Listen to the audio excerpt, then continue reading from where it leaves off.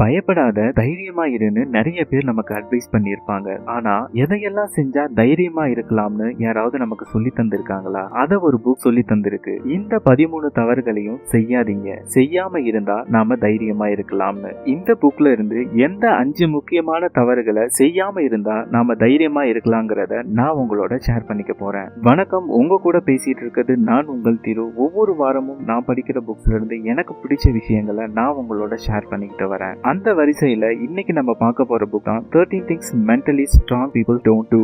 மனதளவில் தைரியமா இருக்கக்கூடிய நபர்கள் செய்யாத 13 காரியங்கள். இந்த புக்கோட ஆத்தர் எமி மோரின். ரொம்ப பிராக்டிகலா புரிஞ்சுக்கிறதுக்கு ஈஸியா இந்த புக்ல சொல்லித்தர 5 முக்கியமான விஷயங்களை நான் உங்க கூட ஷேர் பண்ணிக்க போறேன். நம்பர் 1, பொறாமப்படாம இருந்தா அது நம்மள தைரியப்படுத்தும். பொதுவாவே நம்ம பொறாமப்படும் போது நம்ம கிட்ட ஒண்ணு இல்லைங்கிற உணர்வு உண்டாகுது. நம்ம கிட்ட ஏதோ ஒண்ணு இல்லைங்கிற உணர்வு நம்மளோட தைரியத்தை குறைக்குதுன்னு சொல்றாரு இந்த புக்கோட ஆத்தர். எக்ஸாம்பிளுக்கு இப்படி ஒரு சிச்சுவேஷனை யோசிச்சு பாருங்க. ஒரு ஊர்ல 2 பேருக்கு சண்டை வருது. அதுல ஒருத்தர் ரொம்ப பலசாலி, அவர்கிட்ட நிறைய ஆயுதங்கள் இருக்கு, போர் பயிற்சியும் இருக்கு. ஆனா இன்னொருத்தவருக்கு போர் பயிற்சியும் பத்தாது, ஆயுதங்களும் இல்ல. இந்த 2 பேர்ல யாரு ரொம்ப தைரியமா இருப்பாங்க அப்படின்னு கேட்டா பயிற்சியும் ஆயுதங்களும் இருக்க அந்த நபர் தான். ஏன்னா எப்ப நம்ம கிட்ட ஒண்ணு இருக்கு அப்படிங்கிற உணர்வு நமக்கு வருதோ அப்போ தைரியமும் தானாவே வந்துடும். முதல்ல என்ன பார்த்தோம்? பொறாமப்படும் போது நம்ம கிட்ட இது இல்ல அது இல்லைங்கிற உணர்வு நமக்கு உருவாகுதுன்னு. அப்போ அந்த இல்லைங்கிற உணர்வு நம்ம தைரியத்தை குறைக்குது, நம்மள பலவீனப்படுத்துது.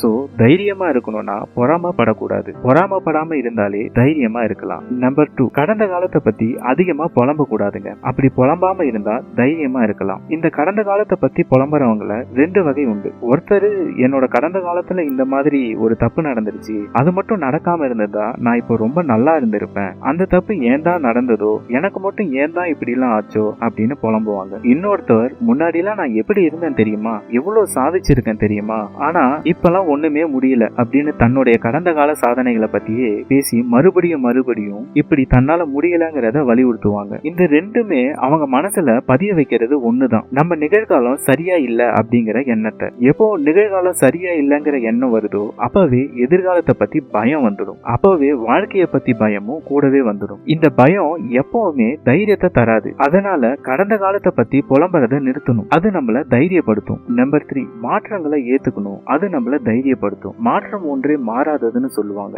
இந்த உலகம் மாறிக்கிட்டே தான் இருக்கும். நம்மள சுத்தி இருக்க பல விஷயங்கள், நம்ம பழகிற மனிதர்கள், நம்ம இருக்க சூழ்நிலை, அப்பப்போ இருக்க டெக்னாலஜிஸ், இது எல்லாமே மாற்றத்துக்கு உட்படும். ஒருவேளை இந்த மாற்றத்தை ஏத்துக்க நம்ம தயாரா இல்லைன்னா அச்சச்சோ மாற்றம் வந்துடுமேனு நம்ம யோசிச்சா பயமும் சேர்ந்தே வந்துடும். அப்புறம் எங்க இருந்து நம்ம தைரியமா இருக்கிறது? அதனால மாற்றங்களை ஏத்துக்கிறதுக்கு நம்ம எப்பவுமே தயாரா இருக்கணும். ஒரு எக்ஸாம்பிளோட சொல்லணும்னா இப்படி யோசிச்சு பாருங்க. ஒரு தனியார் நிறுவனம் இருக்கு, அதுல 2 நபர்கள் வேலை பார்த்துட்டு இருக்காங்க. அதுல ஒருத்தர் மாற்றத்தை ஏத்துக்கிற மனப்பக்குவம் உள்ளவர், இன்னொருவர் மாற்றங்களை வெறுக்கிற இயல்புடையவர். இப்போ அந்த நிறுவனம் ஒரு மாற்றத்தை சந்திக்கும் போது அதோட தலைமை அதிகாரி மாறுறாரு, இல்ல அந்த அலுவலகம் இருக்கிற இடம் மாறுது, இல்ல யூஸ் பண்ற டெக்னாலஜி மாறுது, இப்படி ஏதோ ஒண்ணு மாறுது. அப்படி ஒரு மாற்றத்தை அந்த நிறுவனம் சந்திக்கும் போது இந்த 2 நபர்கள்ல யாரு அதை தைரியமா எதிர்கொள்வாங்க? நிச்சயமா மாற்றங்களை ஏத்துக்கிற மனப்பக்குவம் உடையவர் தான். சரிதானே? ஏன்னா மாற்றங்களை விருப்பவரு அந்த மாற்றம் வர்றதுக்கு முன்னாடியும் பயப்படுவாரு, மாற்றத்தை பார்த்தும் பயப்படுவாரு, நிச்சயமா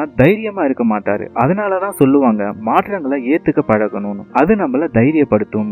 நம்பர் 4, நம்மளால கட்டுப்படுத்த முடியாததை பத்தி நம்ம யோசிக்கிறத விட்டுட்டு நம்மளால எதை கட்டுப்படுத்த முடியுமோ அதை பத்தி அதிகமா யோசிக்கணும், அது நம்மள தைரியப்படுத்தும். கட்டுப்படுத்துறதுக்கும் தைரியத்துக்கும் என்ன சம்பந்தம்னு நம்ம யோசிச்சா, ரொம்ப சிம்பிளா யோசிச்சு பார்த்தா, கண்ட்ரோல் எப்ப நம்ம கையில இருக்கு அப்படிங்கிற உணர்வு நமக்கு வருதோ அப்போதான் நமக்கு தைரியம் வரும். ஆனா நம்ம என்ன பண்றோம்? நிறைய நேரங்கள்ல ஏதாவது ஒரு தப்பு நடக்கும்போது, பிரச்சனை நடக்கும்போது நம்மளால கண்ட்ரோல் பண்ண முடியாத விஷயங்களை பத்தி தான் யோசிக்கிறோம். அச்சச்சோ இப்படி ஆயிடுச்சே, என் கையில எதுவுமே இல்லையே அப்படின்னு பவர்லெஸ்ஸா ஃபீல் பண்றோம். அதுக்கும் பதிலா எது எப்படி இருந்தாலும் நம்ம சைடுல நம்ம என்ன பண்ணணுமோ அதை செஞ்சு வெளியே வரணுமே அப்படிங்கிற யோசனையே வரதில்லை. அது மறுபடியும் என்ன பண்ணுது? நம்மளோட தைரியத்தை குறைச்சிடுது. சோ எப்போ எந்த ப்ராப்ளம் வந்தாலும் நம்மால எதை கண்ட்ரோல் பண்ண முடியுமோ அந்த பக்கம் மட்டும் நம்ம கவனத்தை செலுத்தினா நம்ம தைரியமா இருக்கலாம். நம்பர் 5, நம்மளை பார்த்து நம்மளே பாவப்படக்கூடாது, அது நம்மள தைரியப்படுத்தும். இங்க நிறைய பேருக்கு ஒரு பழக்கம் இருக்கு, தன்னை பார்த்து தானே பரிதாபப்பட்டுக்கிறது.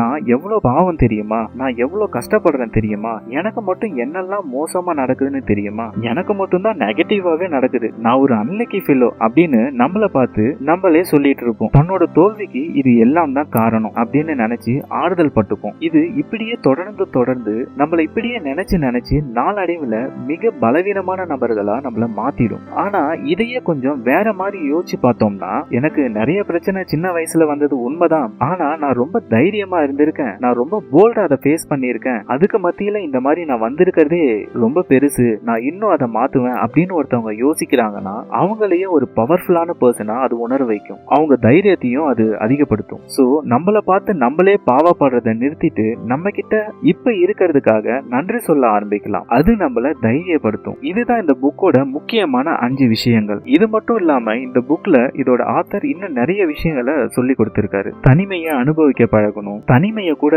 ரசிக்க பழகணும், உடனே எல்லாத்துக்கும் முடிவை எதிர்பார்க்க கூடாது, கொஞ்சம் பொறுமையா இருக்கணும், எல்லார்கிட்டயும் நல்ல பேர் வாங்க நினைக்க கூடாது, முதல் தடவை ஃபெயிலியர் ஆனா தோண்டு போய் உட்காந்துட கூடாது. இந்த வழிகள்லாம் ஃபாலோ பண்ணா நம்மளோட தைரியம் அதிகமாகும் அப்படின்றத இந்த ஆத்தர் இந்த புக்ல சொல்லியிருக்காரு. இதை பத்தி இன்னும் டீட்டெயில்டா நீங்க தெரிஞ்சுக்கணும்னா இந்த புக்கை படிச்சு பாருங்க. மீண்டும் அடுத்த வாரம் வேற ஒரு புக் சம்மரியோட உங்களை மீட் பண்றேன். அதுவரை உங்களிடம் இருந்து விடைபெறுவது உங்கள் திரு. நன்றி.